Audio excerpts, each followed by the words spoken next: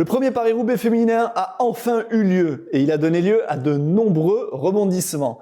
Il y en a un qui persiste, on en parle toujours aujourd'hui, c'est l'écart de prime entre le Paris-Roubaix féminin et masculin, de l'ordre de 20 fois. On va en débattre aujourd'hui dans ce show. Oui, restez bien jusqu'au bout, puisqu'évidemment on reviendra aussi sur le dernier week-end de classique sur route avec le Tour de Lombardie et Paris-Tour également. Allez Lolo, c'est parti. Alors Florian, dis-nous, toi, qu'est-ce que t'en penses de cet écart de prime entre les femmes et les hommes? On parle bien de prime, on parle pas de salaire, hein, on est d'accord? Oui Loïc, en effet, on va rappeler un peu les faits, bien que c'est pas la première fois qu'on assiste à ça. C'était la première édition du Paris-Roubaix féminin, donc forcément tous les yeux étaient rivés sur les différences qu'il y a pu avoir, à la fois dans la course et sur les à côté. Et comme tu l'as dit, une qui continue à faire débat quelques jours après cette première édition, très réussie par ailleurs, c'est l'écart de prime, puisqu'on a pu voir un écart, comme tu l'as dit, de l'ordre de 20 fois, puisque le vainqueur chez les hommes a remporté 30 000 € de prime, alors que chez les femmes, il s'agissait d'une prime de 1 535 € pour être précis. Forcément, ça fait un peu grincer des dents quand on sait qu'au final, eh bien, c'est la même course avec un petit peu moins de kilomètres pour les femmes, mais une densité de pavés limite plus élevée. Donc forcément, qui dit même effort, dit peut-être même récompense. En tout cas, c'est la question qu'on va se poser aujourd'hui. Toi, Loïc, qu'est-ce que tu en dis? Quels sont les arguments pour et contre que tu peux nous donner? Écoute, moi j'ai envie de te dire que je suis pour l'égalité homme-femme hein, dans le sport. Moi je suis à fond là-dedans, il n'y a pas de souci. Seulement il y a des causes à effet. J'ai envie de te dire, tu peux pas mettre les mêmes primes sur les hommes et les femmes, sachant que l'audience audiovisuelle des femmes est carrément moindre par rapport aux hommes. Ça fait quand même beaucoup moins d'argent sur les droits télé et compagnie. Donc moi, tu vois, je suis partisan plutôt du verre à moitié plein plutôt que du verre à moitié vide.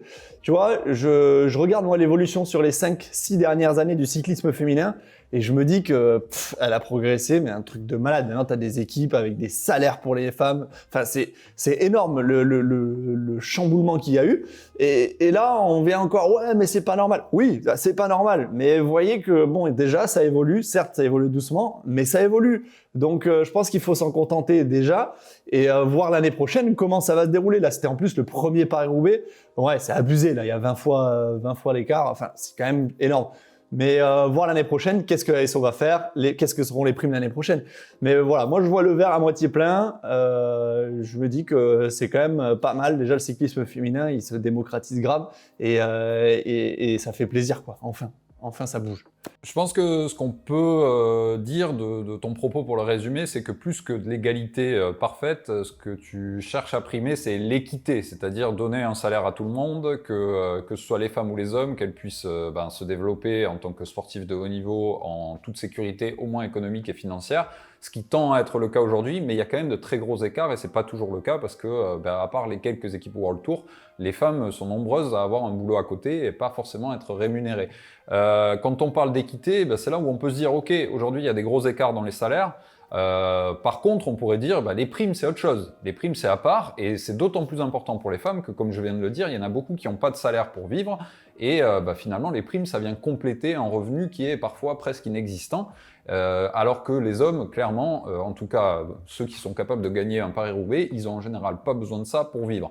Moi je dirais, je suis d'accord avec ce que tu dis dans le sens équité plutôt qu'égalité, mais à ce moment-là il faudrait trouver une certaine forme de logique.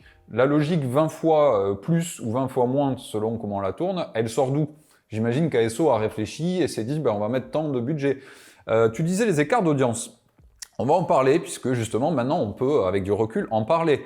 France Télévisions, pour parler que de la France, a enregistré une audience de 2,78 millions de téléspectateurs en moyenne chez les hommes, d'accord? Ce qui est un très bon score, hein, presque 3 millions de personnes ont regardé en moyenne la course masculine.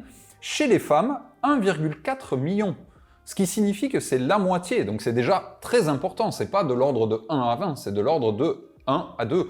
Donc moi je proposerais à ASO de respecter cette logique et de dire pour être équitaire, et non pas égalitaire, mais au moins pour avoir une certaine forme d'équité, l'année prochaine, de 1 à 2. Voilà, comme ça, on propose 30 000 chez les hommes et 15 000 chez les femmes, et en espérant que d'ici 2 à 5 ans, eh bien, on puisse arriver sur une forme d'équilibre, et cette fois-ci d'égalité. T'en dis quoi? Ouais, voilà, dans ce contexte-là, je suis d'accord. Mais encore une fois, tu vois, c'était le premier Paris-Roubaix, donc voilà, fallait essayer. Maintenant, on a les chiffres, on a les bases, on sait de quoi la diffusion de la course est capable. Donc maintenant, il n'y a plus qu'à. Moi, franchement, je suis d'accord avec toi, Florian, sur cette équité-là. Et oui, c'est sûr qu'à long terme, on aimerait que les leaders chez les femmes, elles gagnent 5 millions par an, qu'elles fassent des primes à 30 ou 40 000 euros pour des victoires de course. Ça, c'est clairement, c'est ce à quoi on aspire aujourd'hui.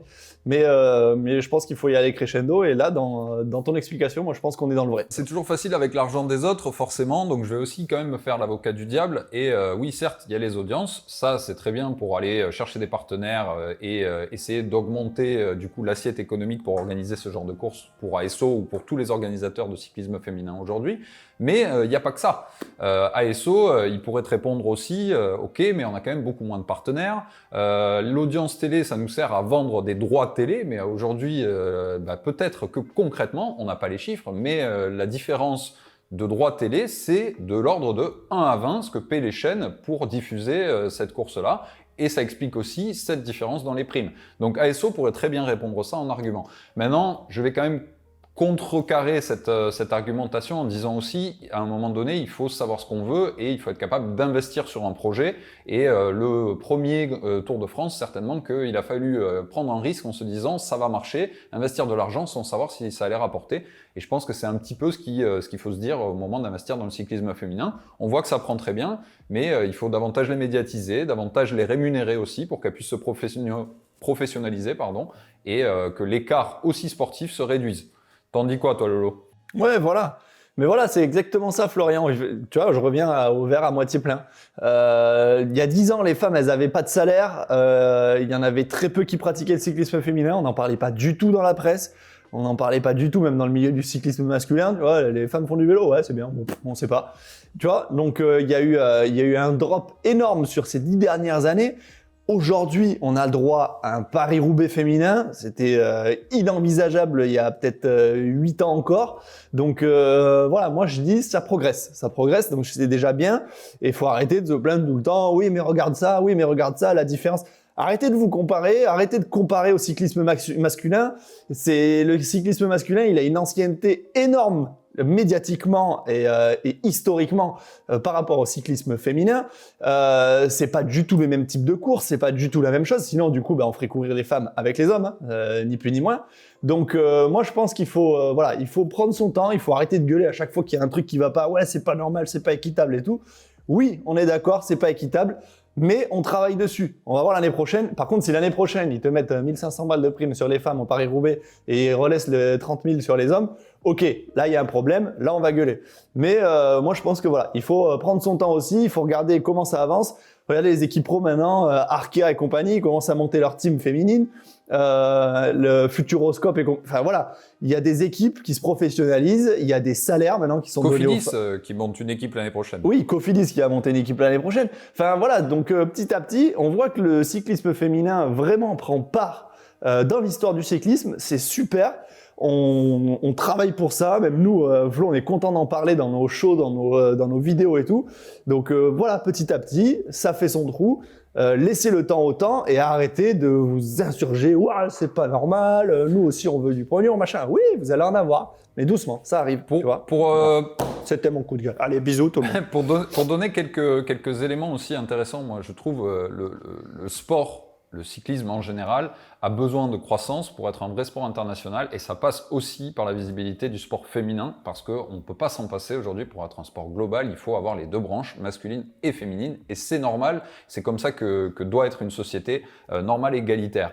Un chiffre intéressant que j'ai trouvé dans les résultats chiffrés de ce Paris-Roubaix, c'est l'augmentation sur les réseaux sociaux de 25% de fans qui suivent la course Paris-Roubaix. Eh ben moi, je serais curieux de savoir, dans ces 25%-là, quelle est la part de gens qui ont été intéressés par ce nouveau Paris-Roubaix féminin? Moi, je suis sûr que c'est une nouvelle audience à aller chercher, que ça, du coup, donne davantage de visibilité globale à l'événement Paris-Roubaix, parce que forcément, on va chercher pas seulement des femmes, mais des gens qui auront entendu parler du premier Paris-Roubaix féminin et qui, ma foi, se sont abonnés à suivre les résultats de Paris-Roubaix juste par curiosité de ce nouvel événement. Un autre point sur lequel je voulais revenir, c'est qu'il a été quand même diffusé, cette version féminine, dans 180 territoires. Donc ça, bravo et félicitations à ASO, parce que c'est aussi leur capacité à, entre guillemets, bien vendre et bien diffuser leurs produits, dont 21 diffuseurs en direct. Les autres, ça a été certainement en différé ou des résumés. Néanmoins, c'est quand même une sacrée performance. Et ça aussi, on va dire que c'est un service que ASO apporte à travers ses compétences d'organisateur et de bons vendeurs de droits, puisqu'ils sont quand même bien spécialisés là-dedans. Donc tout ça pour dire que ça a été une très belle réussite. C'est pas pour rien, c'est grâce avant tout aux femmes qui ont donné un spectacle fabuleux. Et je pense que fort de cette première expérience, il va falloir repasser autour de la table pour négocier tout ça pour l'année prochaine. Et j'espère en tout cas que la marche en avant est enclenchée. Et Lolo, j'aimerais qu'on termine ce débat sur une belle initiative, en tout cas, des équipes, puisqu'il y a une équipe, celle de Lizzie Deignan qui a remporté chez les femmes, Trek Segafredo, qui a décidé de compenser en quelque sorte tout ça, non? Ouais, et ça, par contre, c'est un geste énorme quand tu vois l'écart était de, je sais plus, je sais plus combien de milliers d'euros. Il y a 18 28 465 € d'écart entre le vainqueur chez les hommes et donc Lizzie Deignan chez les femmes. Et donc c'est cet écart-là que Trek Segafredo, qui possède les deux équipes, on rappelle, masculine et féminine, a décidé de compenser, de reverser donc à Lizzie Deignan. Il faudra lui poser la question, savoir si elle a partagé avec les copines, mais normalement ça se fait ça. Logiquement, oui, il y a un partage. Donc, certes, il lui verse l'argent. Enfin, il lui verse l'argent. Certes, ils lui disent on compense, on te file la prime, mais normalement, c'est divisé sur le nombre de nanas qui sont en train de courir. Logiquement, c'est ça. Donc en tout cas, c'est un beau geste de leur part, et là aussi, forcément, c'est la particularité du vélo, mais il y a un peu ce double poste économique, il y a à la fois les organisateurs et les équipes, et des deux côtés, il faut pouvoir faire des efforts. On voit que pour l'instant, les équipes sont plus enclins à le faire que les organisateurs. Donc voilà, ASO, on vous regarde. L'année prochaine, on sera curieux de voir quelles améliorations vous allez apporter à tout ça. Lolo, puisqu'on parle de cyclisme féminin, je te propose qu'on passe à l'actu et qu'on commence par une nouvelle qui concerne le cyclisme féminin. Ouais, Flo, du coup, cette fameuse nouvelle, c'est Marion Rousse qui sera la nouvelle directrice du Tour de France féminin. Donc c'est la grande nouvelle. On le savait, le Tour de France féminin, c'est acté pour 2022. Il y aura un Tour de France féminin. Et la nouvelle directrice, ce sera Marion Rousse. Donc voilà, super nouvelle. Écoute, moi je sais pas comment elle va s'en sortir, comment ça va se passer. Je ne la connais pas sur le plan personnel, je ne la connais pas dans le milieu du travail. Donc je lui souhaite bon courage et je pense qu'elle fait une très belle ambassadrice déjà du cyclisme féminin en France. Moi j'ai eu la chance de travailler avec elle, donc Lolo, si tu veux, je peux t'en parler un petit peu, même si c'est pas franchement le débat, mais en tout cas je pense que c'était le meilleur choix possible parce qu'elle est naturellement devenue à travers son travail l'ambassadrice du vélo et du vélo féminin, en tout cas en France ces dernières années. Elle a commencé chez Eurosport un petit peu avant moi, on s'y est croisés avant qu'elle parte chez France Télévisions. Et voilà, félicitations à elle en tout cas, et très bon choix de la part d'ASO. Ça donne une image déjà rajeunie du cyclisme et surtout une très belle ambassadrice qui en plus de ça est une grande bosseuse et qui a déjà goûté à l'organisation. En plus de toutes les cartes qu'elle possède dans le milieu du vélo. Donc bravo à tous les deux, que ce soit ASO et Marion Rousse. Et on attend avec impatience du coup le parcours de ce premier Tour de France féminin. J'enchaîne du coup Lolo dans l'actu avec une nouvelle qui va nous concerner parce que on se lance dans la Zwift Racing League. Donc on va participer à une série de courses sur Zwift en ce mois d'octobre et novembre. Voilà, ça nous fait sourire un petit peu jeune parce que forcément, il va falloir se remettre un petit peu à rouler. Après notre été pas si studieux que ça, Lolo, je pense que là, on va regretter de ne pas avoir un peu plus de marques de bronzage. Ouais, ça s'annonce un peu compliqué cette reprise sur Zwift, mais bon, après ça va, Flo. Franchement, c'est 1h30 d'effort, tu vas pas te plaindre. Ça peut le faire. 1h30 sur Zwift, c'est long. Bon, en tout cas, ça commence cette semaine. Dès ce soir, la première pour moi. On vous donnera toutes les semaines des nouvelles de comment on s'en sort. Voilà, l'occasion pour vous de vous moquer un petit peu ou de nous encourager, c'est selon. La dernière actu, mon Lolo, c'était quoi ? Eh ben, c'est la nouvelle veste imperméable Castelli. En fait, tu me laisses cette actu parce que je vis au Pays Basque et qu'il pleut tous les jours, en fait. Juste pour info. Non, c'est ça. Voilà. Bon, bref, Castelli qui sort sa nouvelle veste imperméable. Voilà, la Hydro 3 Jacket with Gore-Tex. Voilà, elle est là, elle est belle, elle est magnifique et elle est imperméable. Ouais, en tout cas, la version précédente nous avait bien servi lors du Mont Ventoux, donc on peut témoigner, c'est des très bons produits pour les conditions comme au Pays Basque. Mon Lolo, on passe au résultat. Forcément, on va donner honneur aux femmes cette semaine avec le Women's Tour qui se déroulait la semaine dernière, du coup sur 6 étapes, qui a donné l'occasion déjà de voir le beau maillot de championne du monde de Elisa Balsamo, qui aura mis du temps à gagner sa petite étape quand même, parce qu'elle voulait lever les bras avec ce beau maillot de championne du monde, mais elle a remporté la 6e et dernière étape, donc mission accomplie. Elle aura au moins cette belle photo que tout champion du monde souhaite avoir un jour, lever les bras avec ce maillot arc-en-ciel. Du côté du classement général, c'est Demi Vollering qui l'emporte, avec une très belle performance de nos Frenchies, Lolo, puisque Juliette Labousse et Clara Copponi complètent le podium. C'était quand même beaucoup de sprint, hein. Cette semaine-là, on a eu quand même affaire à beaucoup d'arrivées au sprint, et du coup, ça s'est pas mal joué aux bonifications. En tout cas, très belle perf des Frenchies, même si elles n'ont pas la plus haute marche du podium. Ouais, en même temps, pour avoir un classement général avec Copponi 3e et Labousse 2e, c'est vrai qu'il y a eu quand même pas mal de sprints, hein, Flo. On passe du côté des hommes avec le Tour de Lombardie. Écoute, victoire de Tadej Pogačar, ton préféré, je sais, qui apparemment est en forme tout le temps. C'est magnifique. Le mec, il a 3 pics de forme dans la saison. Ouais, c'est un truc de ouf. Ouais. Devant Fausto Masnada et Adam Yates qui vient compléter le podium. On a quand même les premiers Français à féliciter, hein, David Gaudu qui fait 7e. Et juste devant Romain Bardet qui fait 8e. C'est Julien Alaphilippe, hein, le premier français, Lolo. T'as oublié qu'il était français, non. Du coup tu t'es dit ça y est. Non, Alaphilippe il est pas français. Alaphilippe il est pas français. Non, j'ai choisi que non, c'est tout. Il est andorran belge français. Franco-andorran belge. Voilà. Ça le définit pas trop mal. De Saint-Amand-Montrond, du coup. Voilà. Ouais. Et par contre, on est d'accord que Michel Desbois, qui fait 9e, il est français. Ah bah bien sûr.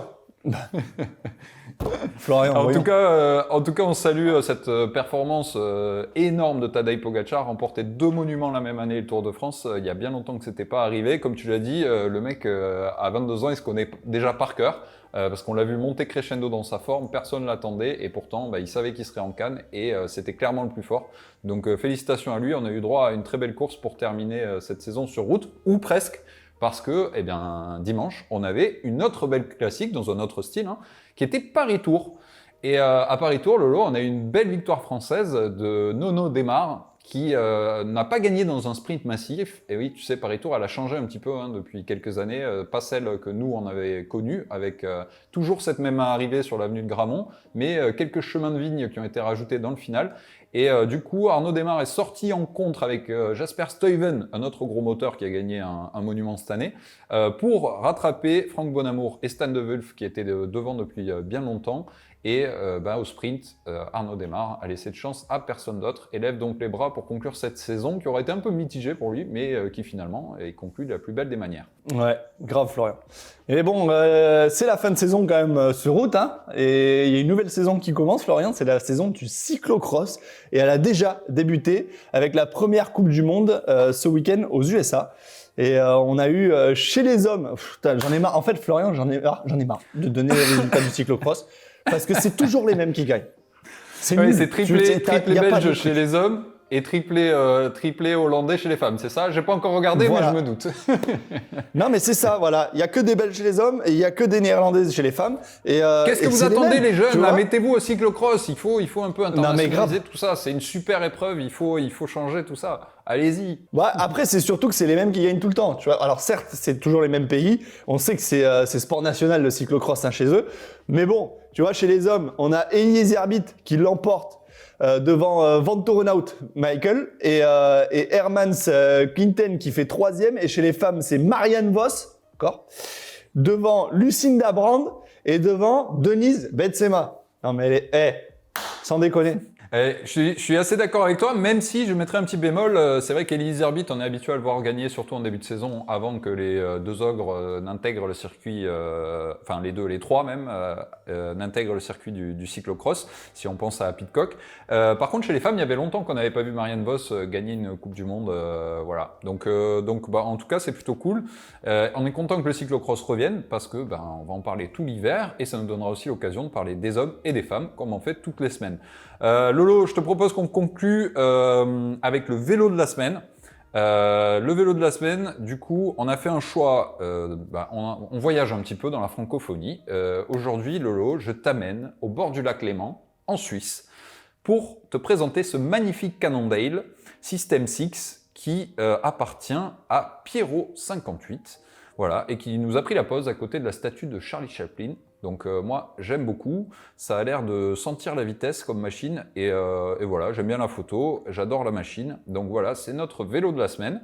Et Lolo, on en profite pour vous dire qu'il y a des choses à gagner cette semaine. Pour une fois, on ne va pas vous donner notre avis, on vous demande le vôtre. Vous allez voir en description, il y a un petit lien pour répondre à une enquête sur votre façon de voir et de consommer le vélo.